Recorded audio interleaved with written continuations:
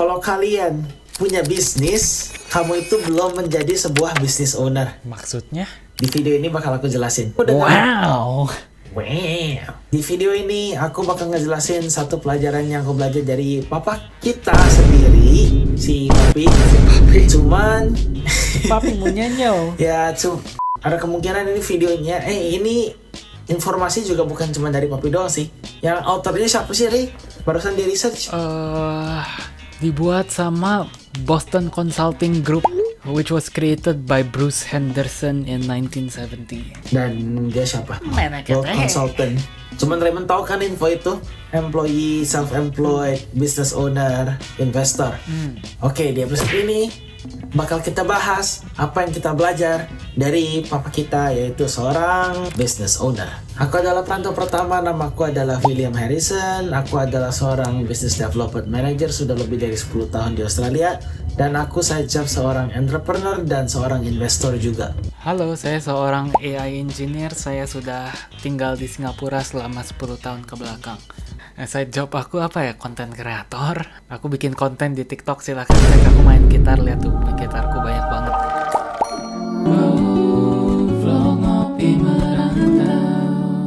Videonya bakal burik terus sampai kalian subscribe.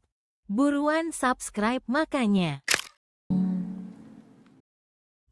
Emang kamu gak investasi, Aku Ri? investasi ya dikit-dikit lah. Dikit-dikit berapa?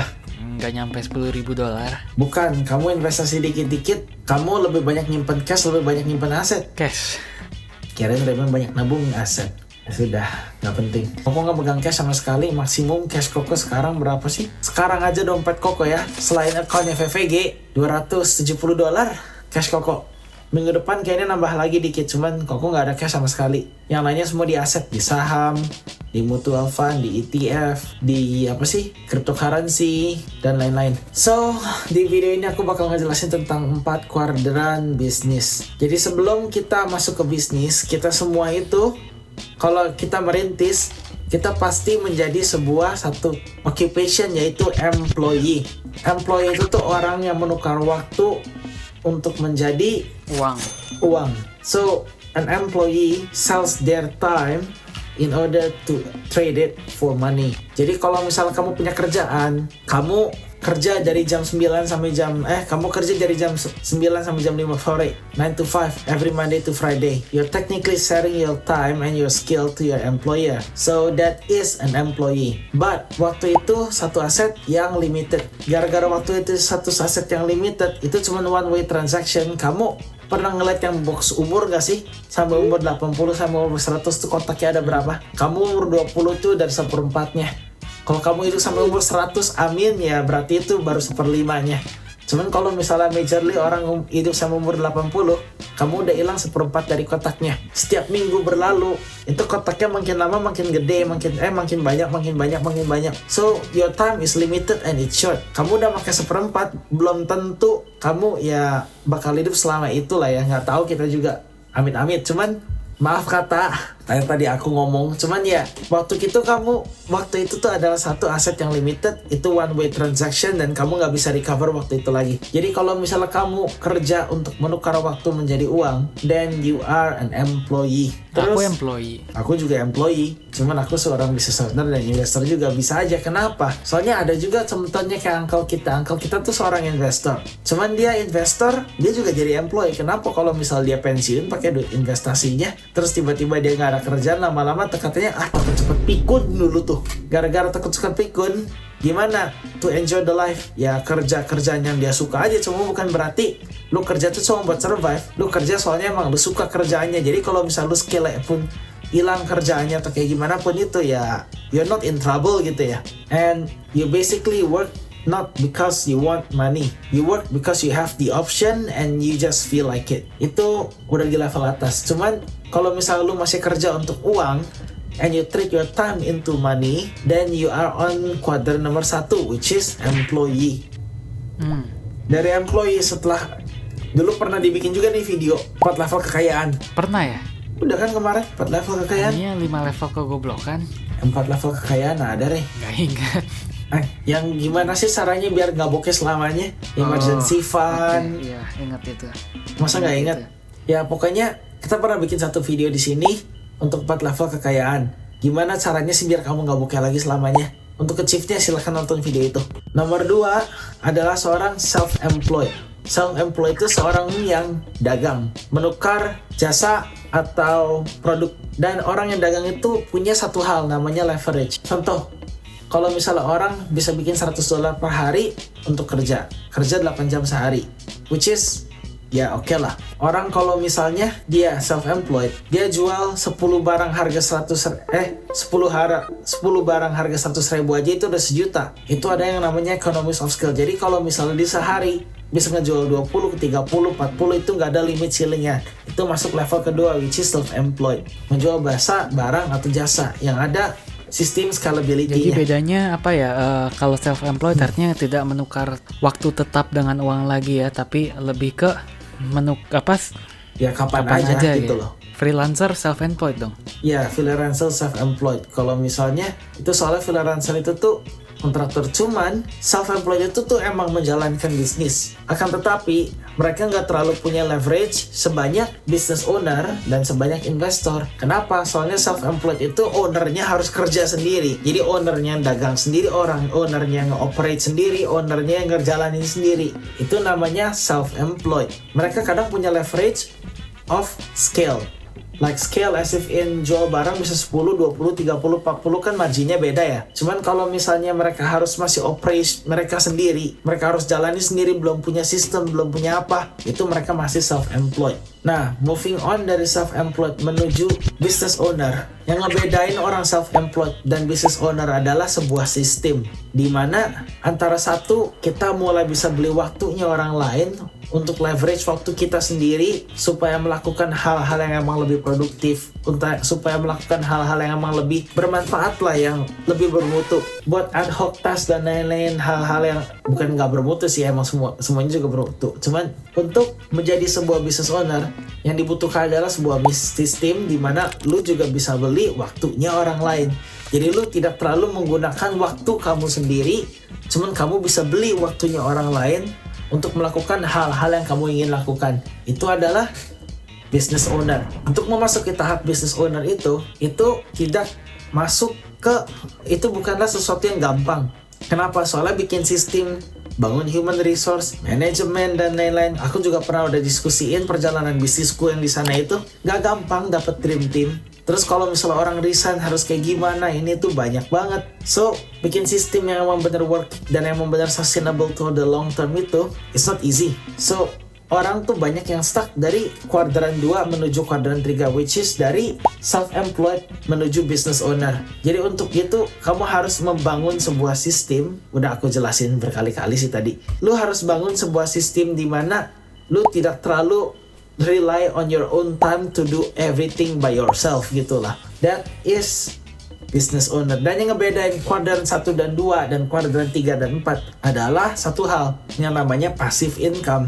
Jadi passive income itu tuh bisa dibuat kalau misalnya lu tidur, duit masih ngalir, masih kerja, orang-orang ada yang masih kerja, bisnisnya masih kerja, sistemnya masih kerja, code-nya masih kerja, medianya masih kerja, itu adalah business owner. Jadi kalau bikin, yang ngebedain adalah kalau bikin video YouTube kayak gini dan dibayar, itu business owner bukan? Soalnya passive income kan? Kalau kita tidur juga duit masuk ya? Bisa dibilang pasif, bisa dibilang aktif. Aktifnya kenapa? Lu kan masih rekam, masih recording, masih nge-content, masih ngedit dan lain-lain. Ya ngedit dan lain-lain itu kan Raymond kerja.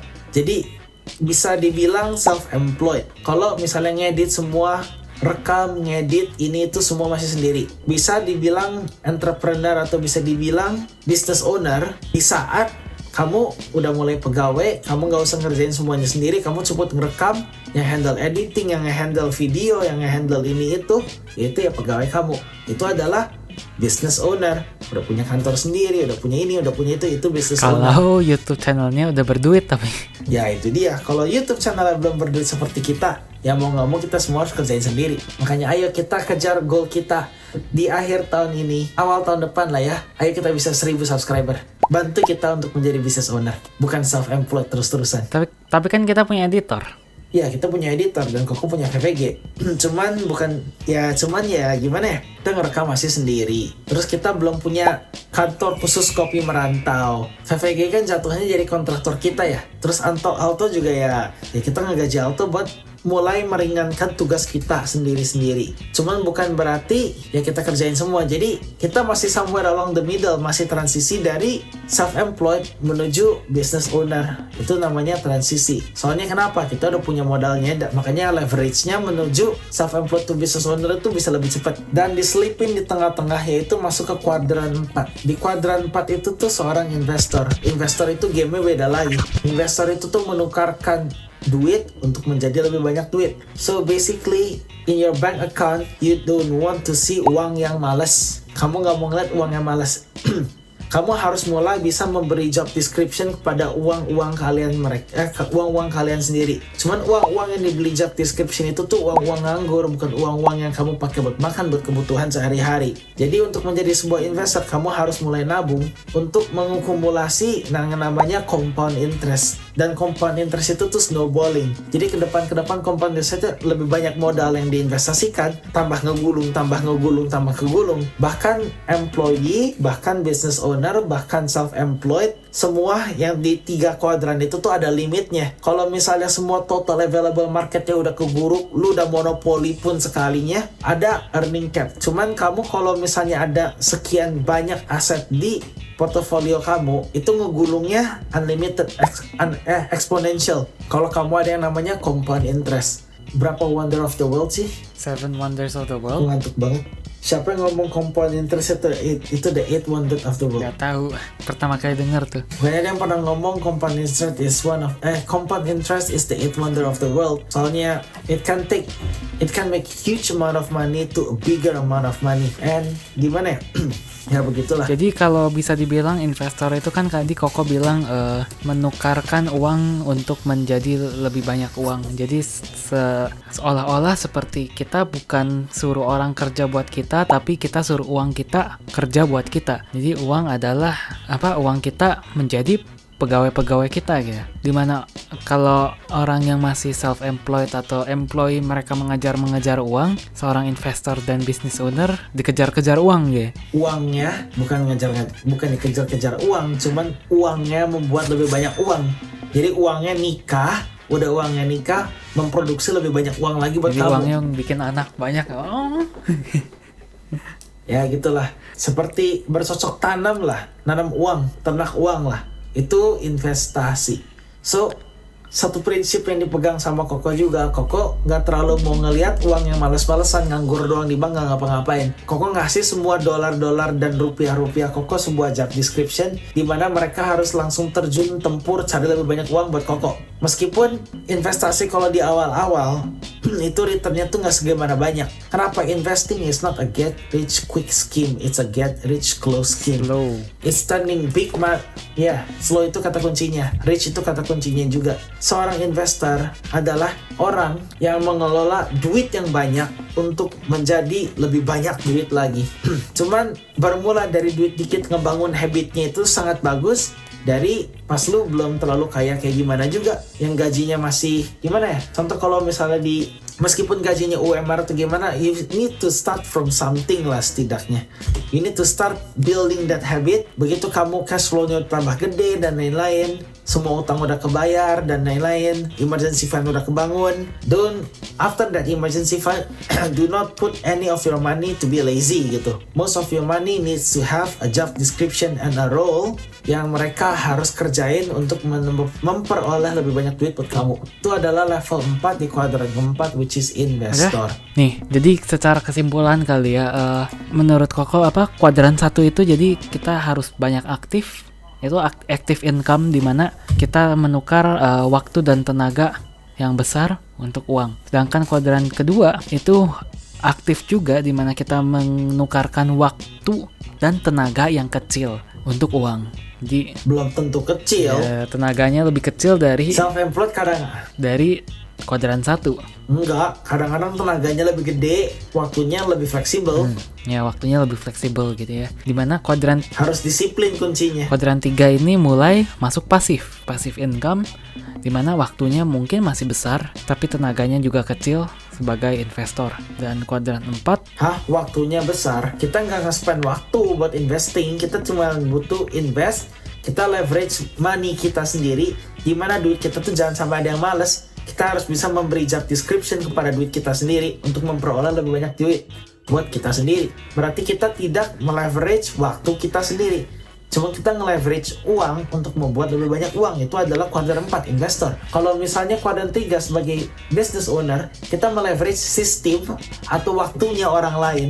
Berarti kita harus punya capital untuk membeli waktu orang lain, meleverage itu supaya tidak membuang-buang waktu kita sendiri yang terlalu banyak. Supaya waktu kita sendiri bisa digunakan untuk melakukan hal-hal yang lebih penting.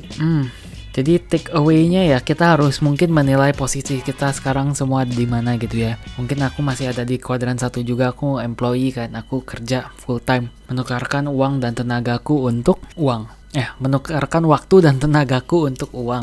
Gimana caranya aku bisa naik ke kuadran selanjutnya gitu? Langkah-langkah apa yang bisa kita ambil untuk berpindah kuadran? Apakah kita harus lebih fokus investasi, membangun passive income, membangun bisnis yang bisa berjalan secara otomatis? Menurut Koko sih ada tahapnya.